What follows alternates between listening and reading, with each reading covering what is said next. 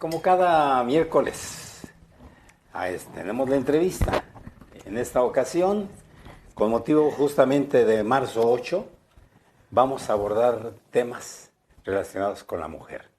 Muy interesantes, desde luego, y para eso hemos invitado a Elvia Higuera Pérez. Ella es subsecretaria de Población y Derechos Humanos de la Secretaría de Gobierno. Vamos a platicar con ella en un momento más. Pero también tenemos invitada aquí en esta mesa hoy, 8 de marzo, en un día pues muy importante, significativo, un día en el que me identifico mucho por ser un día de lucha, no de conmemoración, no de felicitación, no de reconocimiento a nada ni a nadie. Es un día más de lucha, de recordar a quienes tenemos que recordar de todo lo que nos quedan debiendo a las mujeres, sobre todo instituciones, a gobiernos, a los hombres. Nos deben mucho a las mujeres, por eso es que decimos es un día de lucha y se encuentra con nosotros aquí en la mesa y en un momento también vamos a platicar con ella. Marisela Montero, perdón. Ella es representante de una colectiva muy participativa en estos temas, la colectiva Incendiarias. Las dos hoy con nosotros aquí en Zona 2 para que se queden y compartan la entrevista porque va a valer mucho la pena. Bienvenidos.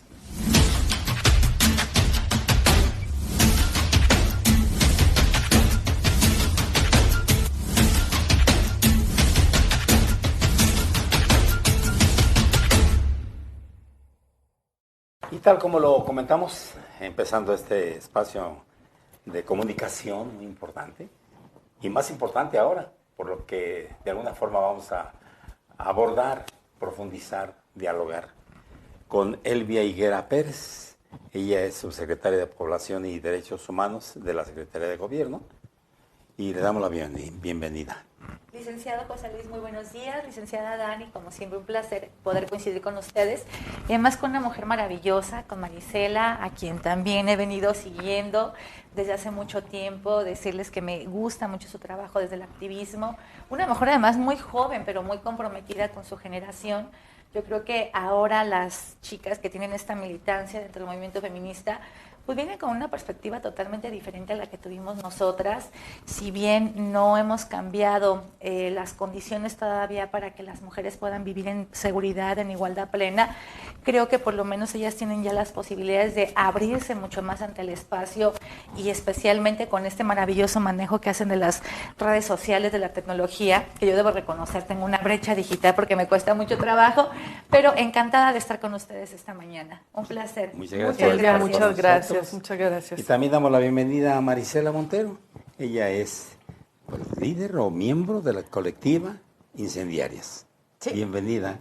Pues muchísimas gracias por el espacio, por permitirme estar con ustedes en este día, compartiendo mesa con tan célebres personalidades aquí en Morelia y que además con Elvia, que es una gran luchadora que está ahorita, del lado de gobierno, pero que viene de una lucha social y que de una lucha de la defensa de los derechos de las mujeres. Es para mí todo un gusto y un honor. Es que ambas vienen de allá, Elvia, de la lucha a favor de las mujeres. Y yo decía hace un momento, no sé, la perspectiva de ambas, empezamos contigo, Elvia, no es un día, en alguna ocasión me mandaron hasta flores. Feliz por el Día de la Mujer, feliz Día de la Mujer.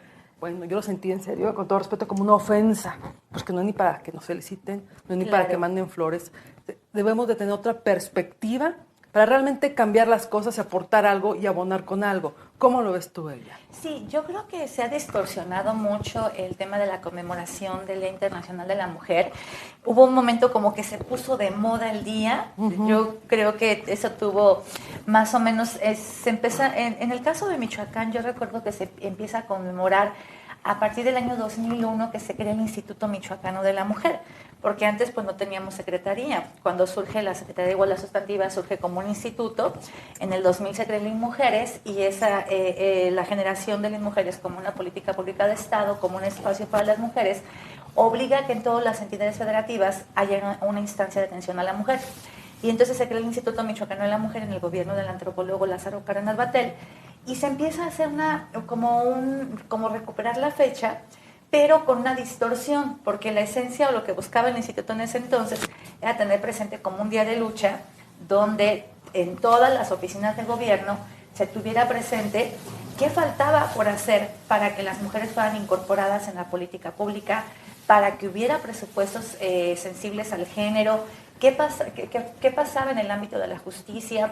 ¿Qué faltaba porque tuviéramos agencias especializadas, ministerios públicos que tuvieran esta profesionalización para atender casos de violencia doméstica?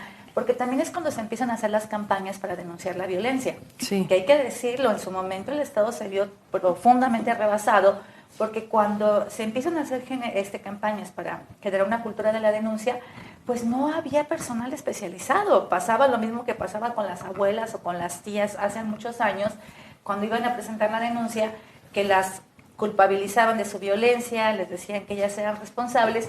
Y entonces creo que el instituto intenta rescatar la esencia del día 8 de marzo, que justamente es un día de lucha, que tiene que ver con un movimiento de las mujeres trabajadoras, obreras, de finales del siglo XIX, principios del siglo XX, que se van a empezar a organizar, que además habría que decirlo, que toda la libertad de asociación no estaba permitida, ni siquiera para formar un sindicato. Ellas trabajaban jornadas de 14, 18 horas diarias, en condiciones insalubres totalmente, porque el promedio de vida era muy bajo, porque todo el día estaban respirando gases tóxicos en la fábrica, no había servicios de seguridad social. Entonces las mujeres se empiezan a organizar y bueno, hay esta parte un tanto documentada, quizá no de manera completa, de que en este intento de las mujeres de organizarse en una fábrica en Nueva York, el patrón, como una forma de poner orden o de generar un tema de represión, pues incendia la fábrica y muchas mujeres obreras fallecen en ese hecho. Entonces ese es un primer antecedente, después Naciones Unidas recupera la fecha y entonces dice, el 8 de marzo tiene que ser un llamado a todos los países del mundo, en todos los lugares, en todos los territorios, para poner sobre la agenda del Estado qué falta para que las mujeres puedan vivir en condiciones de igualdad, de dignidad, de libertad, pero especialmente, y para mí creo que sigue siendo uno de los grandes retos, el derecho a una vida libre de violencia.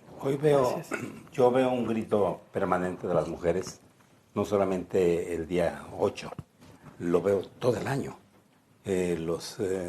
Las colectivas y los grupos vienen trabajando constantemente y hoy más que nunca, a lo largo de la historia que yo recuerdo, tiene mayor presencia la mujer y no se la han entregado, sino que la ha tomado por sus propias manos. Y en este caso, preguntarle a Maricel Montero sobre esto justamente. Pues me parece que las mujeres, ya como nos dio en este contexto histórico, el día precisamente nace de la institución, ¿no? O sea, este día nace de que la propia ONU dice, vamos a generar un día para poder visibilizar esto. Y las mujeres, en efecto, nos lo apropiamos. Nos lo quedamos y dijimos, pero visibilicémoslo desde nosotras, ¿no? Y al grado de que ahorita, por ejemplo, me enteré que en Sinapecuaro el gobierno del municipio está promoviendo una marcha, el propio ayuntamiento, ¿no? Y las mujeres de allá están súper enojadas porque es como, ¿por qué te montas a hacer una marcha en una condición de un día donde lo que nosotras estamos haciendo es exigirte a ti como Estado, en el sentido de la palabra Estado como ente, te estamos pidiendo a ti que nos garantices ciertas cuestiones que no haces el resto del año y este año te montas, ¿no? Que es, a mí la verdad también me pareció una burla, una especie de despolitización de toda la causa, porque precisamente es esto, sí es un día que nace de la institución, sí es un día que nace desde las propias organizaciones del Estado, como lo es Naciones Unidas, para decir, bueno, tengamos un día para visibilizar lo que nos falta por trabajar en la agenda de las mujeres, pero es un día que al final las propias mujeres nos fuimos apropiando porque nos reconocimos y entendimos que el Estado no conocía en realidad todo lo que sí nos hace falta. Es decir, el Estado nunca va a decir, a las mujeres les falta el derecho a decidir, por ejemplo, que es uno de los temas grandes, emblemáticos en la agenda de los derechos de las mujeres. Pero las mujeres íbamos a decir, oigan, dentro de todo esto, también me falta decidir sobre mi cuerpo, también me falta el derecho al acceso libre, ¿no? Al aborto libre. Y entonces, este tipo de cuestiones en las que las mujeres llegamos para decir, hay otras cosas que el gobierno no está mencionando y que a nosotras sí nos faltan para poder vivir en condiciones de igualdad y de equidad, para poder tener acceso a la justicia. Y me hablo como justicia en un tema también de justicia social. No es solamente la justicia entendida como aquello que le toca a una persona y que le toca a otra, sino como todo el concepto de lo que tiene que ser justo para tener condiciones de vida dignas en condiciones de igualdad con los hombres y con las mujeres, ¿no? Y sí, en efecto, siento que en ese momento las mujeres nos apropiamos de esta lucha y en los últimos años lo hemos venido viendo mucho más. Por supuesto, para cuando se creó el Instituto de la Mujer, yo estaba muy chiquita, muy chiquita, muy chiquita. Tú estás realmente jovencita, o sea, eres una bebé, yo creo. Ay, no, bueno, pero sí, o sea, estaba muy chiquita, la verdad. Tenía por ahí de 10 años, menos. Entonces, pues no comprendía, no tenía 8. Entonces no comprendía como qué estaba pasando probablemente en esos momentos. Pero conforme fui creciendo y fui dándome cuenta de las desigualdades que presentábamos entre hombres y mujeres, sobre todo viniendo de un contexto de izquierda del que crecí, me doy cuenta que no nada más es que había desigualdades entre la clase burguesa y la clase obrera, ¿no? Sino que también hay unas desigualdades muy grandes entre la mujer y el hombre. Y es que hay una frase además impactante y poderosa que dice que siempre hay alguien más oprimido que el obrero, y es la mujer del obrero. Y esa frase me parece que refleja perfectamente cómo vivimos las mujeres en condiciones de desigualdad en todos los ámbitos y en todos los territorios. Y llega un punto en el que a través de las tecnologías de la información, como bien ya lo decía Elvia, las mujeres dijimos, bueno, ya estuvo bueno, ¿no? Compartamos esta información, socialicémosla, y nos hemos apoderado de esta bandera de decir, ya que estuvo, ahora sí, trabajemos, déjense de simulaciones, gobiernos, y pónganse a hacer las cosas porque bastante tiempo han tenido para hacerlo y no lo han hecho. De hecho, a mí me preocupa mucho un tema, ahorita estoy aquí entrándole la información para dar los datos más precisos de todos esos pendientes y de esa situación tan compleja que vivimos las mujeres. Por ejemplo, el caso de los homicidios hacia las mujeres, el caso de los feminicidios, el caso de la violencia psicológica, económica, y que no nada más la esposa del obrero vive, la esposa del rico vive. Yo tengo un montón de casos político, de mujeres, sí, esposas de políticos, de sí, diputados, de empresarios, que son abusadas en todos los sentidos. Y la primera es la violencia económica que ejercen esos maridos en contra de las mujeres. Son un montón de pendientes que yo veo. Aquí tengo un dato, por ejemplo, en la actual administración estatal, 339 mujeres han sido asesinadas en Michoacán en lo que va de este gobierno. De 1 año y medio. Ajá, 19 al mes. Está de miedo esto está de locos. ¿Qué está pasando, Elvia? Yo creo que tiene que ver, mira, por un lado, creo que hay mayor apertura en cuanto al tema de la información. Hace algunos años ni siquiera teníamos la posibilidad de contar con una estadística. Todos estos crímenes que se cometen en contra de las mujeres, pero ya les ponemos un nombre, que son feminicidios, pasaban a ser como esos incidentes que se dan en el espacio privado. De hecho, hay una estadística muy interesante que todavía está como muy vigente, porque en la década de los 90, el año 2000, se empieza a sistematizar el tema de la información de lo que pasaba en los hogares, porque hay que señalar que el tipo penal de violencia familiar es muy reciente. Si es un tipo penal que se crea más o menos como en la década de los 90, porque el Estado no quería intervenir en eso que pasaba en el ámbito privado. Todos estos mitos de que los trapos sucios se lavan en casa, de que la familia es la célula de la sociedad y es un lugar sagrado donde el Estado no tiene por qué intervenir, se rompe justamente a partir de estas movilizaciones que se van a generar en el ámbito internacional, donde se van a crear documentos internacionales maravillosos, como justamente CEDAW, Belén do Pará, que además son obligatorios para todos los países que formamos parte de este sistema. Y entonces se empieza a sistematizar el tema de la violencia contra las mujeres, se les empiezan a poner números. Digo que también es muy frío, porque ahora ya no los vemos como un tema de números, son vidas que se fracturan, es rompimiento del tejido social y familiar. Pero creo que ahorita tenemos ya la posibilidad de ver esos números que anteriormente no se contabilizaban y que no pudiéramos como medir cuánto era el incidente de homicidios que se llevaban a cabo en casa, porque además era como muy común que cuando el señor mataba a la señora, era porque se le había pasado la mano en la golpiza, así como que las vecinas, la comadre, ¿no? Espera si se le pasó la mano en la golpiza, pero entraba como un homicidio simple, o bastaba con que él tuviera la sospecha de que la engañaba, que era esta figura muy polémica de nuestro Código Penal todavía hace algunos años, del homicidio por honor. No sé si ustedes lo recuerden, que había un homicidio por honor, que era como bien chistoso, esa forma de homicidio, porque además la ley lo dejaba muy abierto, decía que bastaba con que él sospechara que había una relación o una relación extramarital y que él llegara al momento previo, antes o después del supuesto acto sexual, para que él la pudiera privar de la vida. En la época de sumisión. No, pues se acaba de derogar el tipo penal hace como 5 años, 6 años. No puede. Pero a mí me tocó estudiarlo todavía en la escuela. Todavía lo vimos. Ahora, sí. Sí, o sea, en la escuela Todavía. cuando yo estudié me tocó estudiar ¿Serio? este razón. Y era una atenuante de que tu pena era mucho menor porque Dios. la habías asesinado porque ella probablemente te estaba poniendo el cuerno.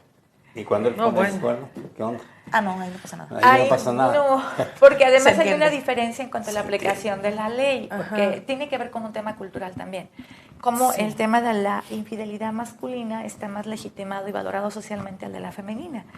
Ahí hay el sistema de valores, ese sistema de creencias y valores en el cual vivimos, lo aborda de manera diferente. Cuando es una mujer, es un hombre. Entonces, bueno, a lo que preguntas, Dani, ¿qué está pasando?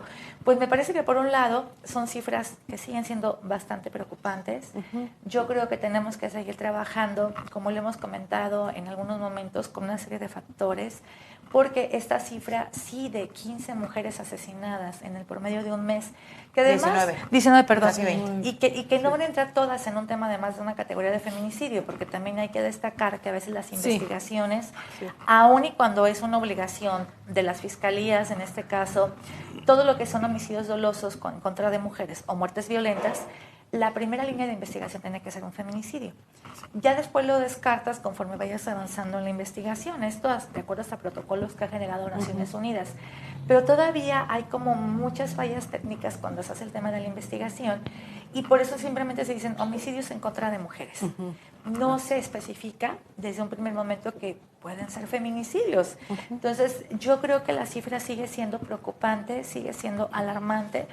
Yo digo que bastaría un caso de una muerte violenta en contra de una mujer, una violación en contra de una niña, un acoso en contra de una adolescente, para que todo el sistema se active, para que echemos a andar toda la maquinaria institucional de tal manera que no tengamos que esperar a que sean más casos.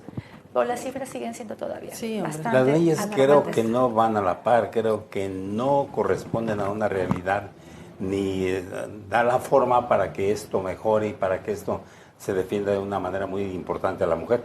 Mujer en feminicidio o muerte por lo que sea, no debe ser.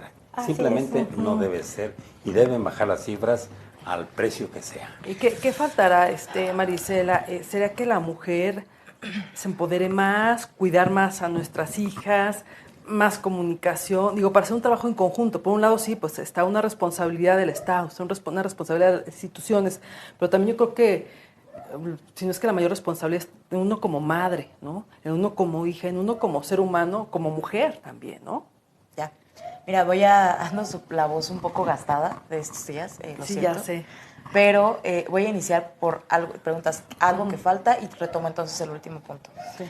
Algo que falta es que adecuemos las leyes, precisamente. Elvia comentaba que el delito de feminicidio muchos no se clasifican como feminicidio y se clasifican como homicidios dolosos contra las mujeres porque las fiscalías, de cierta manera, no hacen la chamba con perspectiva de género, ¿no? Pero también no lo hacen porque la ley está mal hecha en el Estado.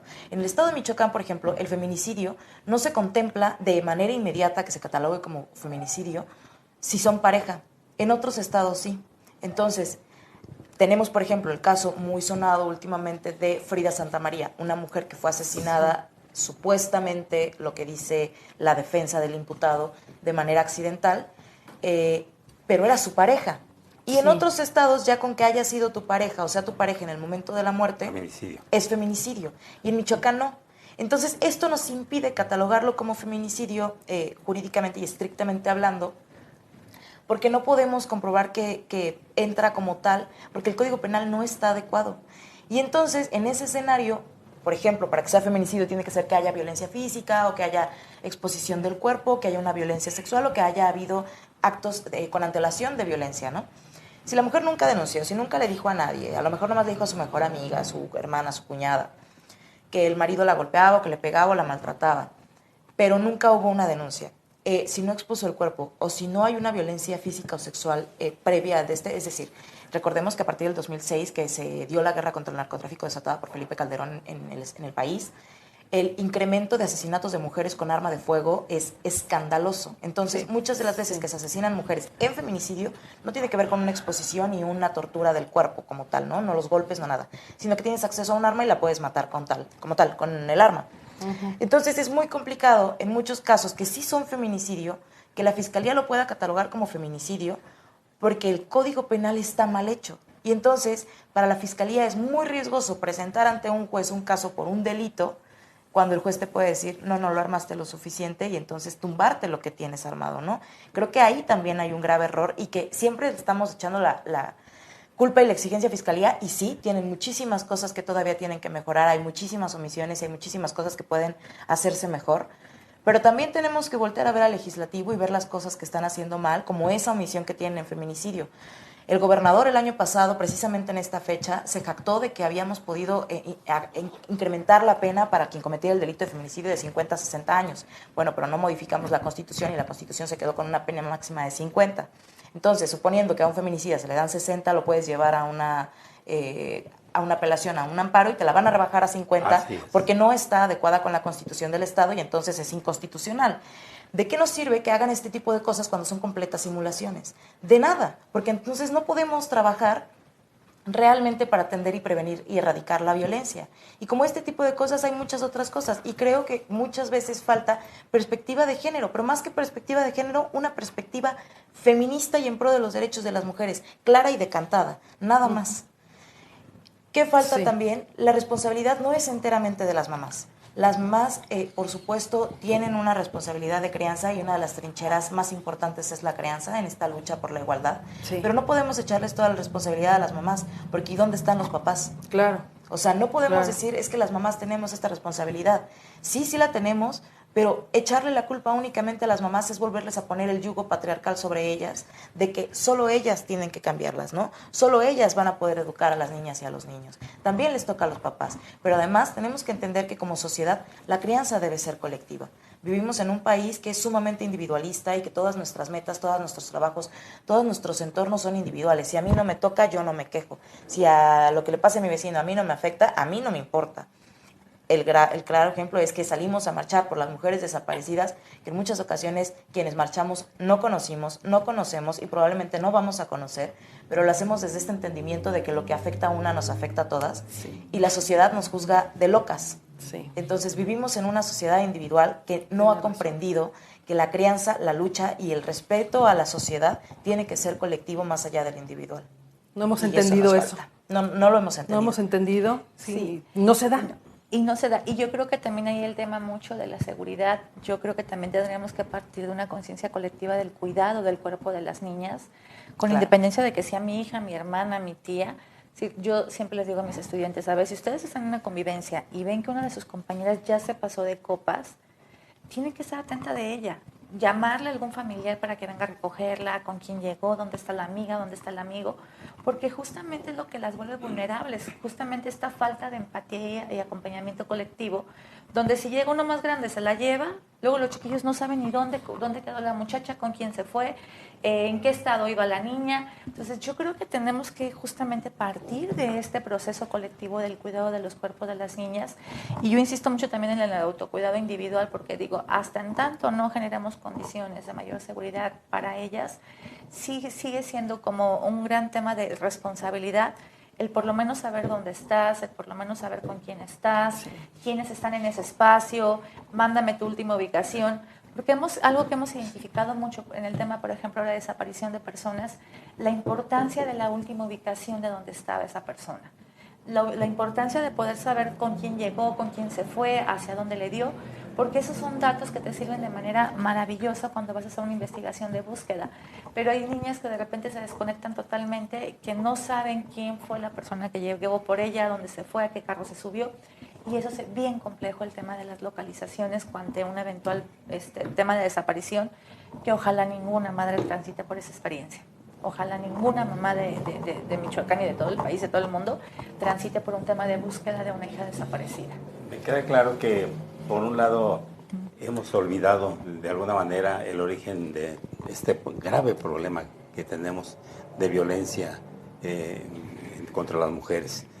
Yo no sé si se ha revisado y se ha visto la manera de cortar con esa cadenita de niños heridos que han venido desde toda la vida, llevando y transmitiendo justamente la violencia. De allá muchos asesinatos se han dado, precisamente porque son padres golpeados y golpean a los hijos y ahí va la cadena. ¿Cómo hacer para romper que esta cultura no prevalezca es difícil, pero creo que es parte del origen de lo que está ocurriendo. Quien quiera. Adelante, adelante, Mari. Tomando aire porque me voy de hilo, ¿no? Mira, hace ratito Elvia comentaba un punto de cómo hasta 1990 los temas de violencia familiar se tomaban hacia el interior, ¿no? Hacia el interior de la familia, se arreglaban allá, la mujer iba y denunciaba y le decía, no, ese es un pleito con su marido, arréglelo usted. Entonces nadie le daba esta importancia. Las mujeres feministas de la segunda ola toman esta frase que es lo personal es político, y nos referimos precisamente a cómo todas estas cuestiones que nos decían que eran personales, que eran de la esfera privada, todas lo atravesábamos. Es decir, las mujeres platicando entre ellas empezaron a dar cuenta que todas vivían la misma situación, ¿no? Entonces una le contaba a su amiga, es que mi esposo me hizo esto, esto y esto, y cuando yo le contesté que por qué lo había hecho, me dio una golpiza. Y la otra escuchaba y decía, a mí me pasó similar hace 2 días, y otra escuchaba, y entonces nos fuimos dando cuenta que todo o todas atravesábamos un proceso similar, y entonces lo personal es político porque en realidad no es un problema individual, sino que es un problema sistemático que atraviesa a la sociedad. Y lo mismo, por ejemplo, en el tema de violencia contra los niños y niñas. Sí. En México, por ejemplo, tenemos un grave problema de pornografía infantil y de trata infantil. Es un problema gravísimo. Estamos entre los primeros lugares a nivel mundial. Y las mujeres y las personas que nos decantamos es el tema de los derechos humanos, tratamos de hacer conciencia, y lo que hizo la generación mayor fue decir, son la generación de cristal. Ya no se les puede hacer nada porque todos se enojan. Es que ve nomás con qué bromean. O sea, nosotros estamos bromeando y ellos se indignan, ya no pueden bromear con nada. Y no es que ya no se pueda bromear con nada, sino que precisamente muchas de las violencias las escondían en el humor, y el humor las normaliza. Y entonces cuando nosotras decimos, es que al niño no le pegues, ya no se les puede decir nada, luego por eso los chiquillos son como son. Pues no, es que le estás enseñando que la violencia es la solución a los problemas. Y entonces cuando ese niño sea un adulto y se enfrente a problemas, va a entender que los puede solucionar con violencia, y no nada más en la esfera privada, sino como un problema político sistemático que atraviesa la sociedad. Le estás demostrando que todos los problemas así se solucionan. Tenemos un Estado que Felipe Calderón dejó deshecho a través de benditas sean las diosas. Sí. Tenemos esta sentencia contra Genaro García Luna para poder hablar de la violencia que eso desató por actos de corrupción con total impunidad, y poder decir que lo hicieron con un propio beneficio único, pero desató una ola de violencia grandísima. Las desapariciones, que son un fenómeno tristísimo, sí, incrementaron en un 600% justo cuando se declaró la guerra contra el narcotráfico. Y de ahí no hemos podido bajar la ola de violencia. Por supuesto que no la vamos a bajar, porque ahorita los que éramos niños, cuando Felipe Calderón desató esa guerra, crecimos en un contexto de violencia muy grave.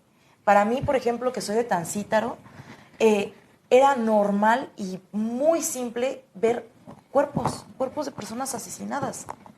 O sea, en múltiples ocasiones me tocó ver un cuerpo, y eso se quedó tan normalizado que es temeroso, ¿no? Veíamos tanques de guerra, literalmente tanques de guerra de soldados sobre la carretera, que nos mandaban un mensaje de el Estado está en guerra, y entonces el contexto de violencia fue gravísimo, y los que eran niños en ese momento ahorita son adultos que perpetúan estos ciclos de violencia. ¿Cómo podemos arreglar esto? Yo creo que por ahí iba la frase de Andrés Manuel, con todo y lo que tenemos que criticarle, de abrazos y no balazos. Entender que la violencia, para poder combatirla, tenemos que arrancarla desde abajo. Y es muy complicado, porque a las personas que tratamos de luchar por derechos humanos, a las personas que tratamos de señalar estas violencias, lo primero que se hace es violentarnos, porque estamos rompiendo un status quo. Qué interesante tu análisis. Sí, totalmente. Muy fuerte, además. Tú, Elvia. Sí, yo creo que, híjole, me quedo pensando en lo que dice Marisela, y sí tiene mucha razón. Yo creo que para poder pensar en un cambio mucho más estructural, yo diría estaríamos hablando quizá de unas 5 o 6 generaciones después. Digo, ni siquiera, digo, pensándolo como en un porcentaje mínimo de que los niños vengan con otra conciencia. Digo, algo que me parece muy favorable es que en ciertos entornos académicos yo sí percibo como este cambio de conciencia en los jóvenes, donde ya le señalan al compañero, oye, le estás faltando el respeto a la compañera, oye, la estás acosando, ya te dijo que no, ella no quiere. Entonces, sí veo que hay una transformación en algunos sectores de la población, no lo puedo también generalizar, porque también es un tema que transita por un tema educativo, un tema de clase económica, un tema de hasta cuestiones de pueblos originarios, donde todavía hay un velo muy, muy marcado entre los usos y las costumbres y las conductas machistas y de abuso, porque todavía se sigue legitimando mucho el tema, por ejemplo, del incesto en algunas comunidades originarias como parte de usos y costumbres. Veo un avance significativo también cuando creo que tenemos mayor conciencia como sociedad, cuando nos sentimos molestos, cuando nos damos cuenta de un tema de una violación hacia una niña, donde hay un tema de indignación colectiva. Ya no es solamente mi sentir desde lo individual o como activista, sino que me doy cuenta que mucha gente comparte esa misma molestia, ese enojo generalizado ante una situación de violación, de feminicidio, ante una situación donde se supo que violaron a una chica, que la estuvieron acosando, etcétera. Creo que hemos cambiado en alguna medida como sociedad ya nuestros niveles de tolerancia hacia la violencia. Y creo que lo que dice Marisela es muy importante, porque justamente ese periodo pues marca un parteaguas en la historia no solamente de Michoacán, sino de México. Aquí fue muy emblemático cuando inicia justamente este combate contra la delincuencia organizada, además de una manera muy fallida, cuando van y avientan 6 cabezas en un bar en Uruapan, en una pista de baile. Eso es lo que destapa todo el tema de la violencia. Y se vuelve algo cotidiano ver cuerpos colgados en los puentes, ver gente tirada en las carreteras. O sea, que eso creo que fue algo totalmente brutal para nosotros como sociedad michoacana, porque aparte Michoacán fue un estado muy castigado por esas situaciones, algunos municipios de la Tierra Caliente. Entonces, creo que cuando se crece en un entorno tan violento, pues pareciera ser que la violencia forma parte de la dinámica cotidiana. ¿Es la normalidad? Es lo normal. ¿Y es cuando lo peor que puede ocurrir? No, eso sería deshumanizarnos totalmente como sociedad. O sea, sería situarnos en una sociedad profundamente deshumanizada. Y yo creo que dentro de este nivel de tolerancia cero o cada vez menor que tenemos hacia la violencia, pues se han abonado casos muy emblemáticos, como en el caso de México, que enfrentamos esta situación ante una corte internacional por casi 600, 800 mujeres asesinadas de manera brutal en el estado del norte, en Ciudad Juárez, donde era terrible cómo aparecían los cuerpos de estas niñas, donde era una situación totalmente brutal de violencia extrema.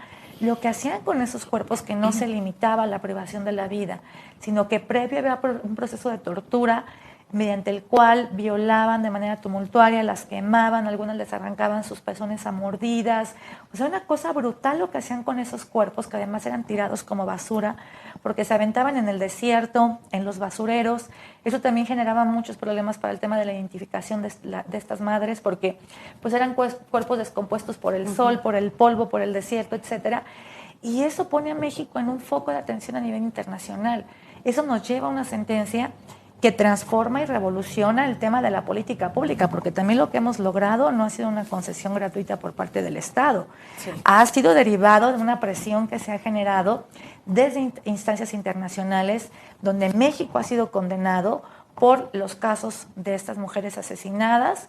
La sentencia de González contra el Estado mexicano es como estos cuerpos de Claudia Ibet, Esmeralda y Berenice abonan a decirnos: el sistema de justicia tiene estas omisiones, tiene estas deficiencias y tienes que mejorarlo.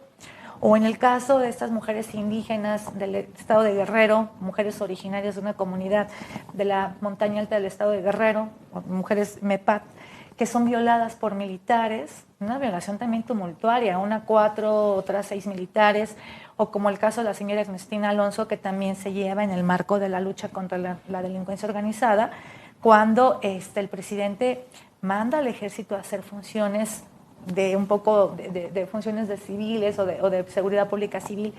Y entonces en el estado de Veracruz violan a esta señora de casi 80 años que muere producto de las violaciones por parte de los militares. Entonces son casos brutales que han puesto a México en la observación de las instancias internacionales, de las cortes internacionales, que lo han condenado y le han dicho: tienes que cambiar esto, tienes que cambiar tu política pública, tus marcos normativos.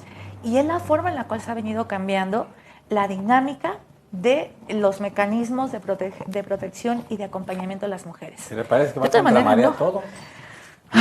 Contra marea. Nosotras, yo creo que sí, yo no sé si todas se sientan como yo, pero sí se siente que nadamos contra marea. Por ejemplo, Sí la veo. o sea, por ejemplo, Elvia menciona, me encanta escucharla porque le aprendo siempre muchísimo, y menciona casos importantísimos, ¿no? Pero estos casos importantísimos, mediáticos y que han tenido un empuje y un auge a nivel internacional, desafortunadamente son la regla y no la excepción. O sea, no son los únicos casos. Tenemos un caso, por ejemplo, aquí en Michoacán, que sucedió hace 6 años, una chica que se llamó María José Medina Flores, que ella estaba en un bar con sus amigas, unas personas se acercaron, la abordaron, le dijeron que la llevaban a su casa, la sacaron del bar donde estaba con sus amigas, nunca la llevaron a su casa y la violaron entre varias personas, la agredieron físicamente, la torturaron y después fue asesinada con arma de fuego, ¿no? Esto en un transcurso de múltiples horas. Entonces, este caso se puede parecer a cualquiera de estos otros, porque el cuerpo, como dejaron a Marijó, la dejaron irreconocible, la dejaron terrible. Esto sucedió hace 6 años y no hemos visto que el Estado lo resuelva porque se ha normalizado tanto la violencia que fue como un cuerpo más. Y las noticias son eso. 28 personas asesinadas en X parte, 11 personas asesinadas en otra parte, 2 muertos en Morelia, avientan cuerpo en Pátzcuaro, avientan cuerpo en no sé dónde. Y entonces las notas ya son tan graves, que el propio cerebro humano, en una especie de mecanismo de protección, lo normaliza y dice, bueno, si pasa todos los días, pues no es tan grave, ¿no? Pero es gravísimo la situación en cómo vivimos. Y no nos toca solamente en lo individual, sí nos toca en lo individual, por supuesto, cuidarnos, tratar de mejorar las técnicas en las que estamos, pero no podemos manejarlo ahí, no podemos hablar, por ejemplo, de que si a las mujeres nos falta empoderarnos, porque el empoderamiento es una herramienta individual y no colectiva, porque el empoderamiento es una herramienta del neoliberalismo para decirnos que nosotras en lo particular podemos ser buenas y que la que no, o la que no disfrute, o la que no viva plenamente, es porque no quiere. Pero hay todo un sistema detrás que nos violenta muchísimo. Y toda esta ola de violencia, sí, por supuesto, afecta a toda la sociedad, pero las mujeres llevamos el doble de peso. Coincido contigo, y es un reto que tienen tremendo todas las mujeres que se dedican a hacer el activismo, como ustedes, porque, como decías, parece que van en contracorriente, ¿no? Y luchar, y pues hacerse escuchar, ¿no? Y esto yo creo que ya el movimiento feminista no lo paran en México. Es algo como que imparable y muy importante porque más mujeres quieren participar, más mujeres les entra la conciencia, más mujeres dicen hasta aquí.